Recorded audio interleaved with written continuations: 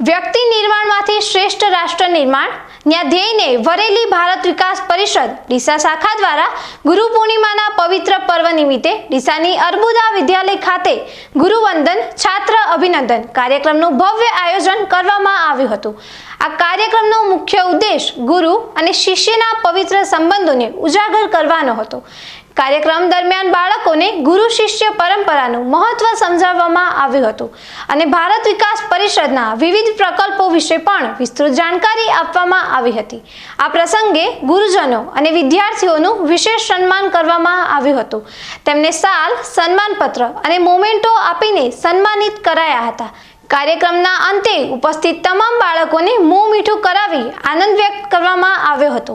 આ કાર્યક્રમ દ્વારા ભારત વિકાસ પરિષદે સમાજમાં ગુરુ શિષ્યના ઉત્તમ સંબંધો અને રાષ્ટ્રીય નિર્માણના સંકલ્પને વધુ મજબૂત બનાવવાનો સંદેશ આપ્યો હતો।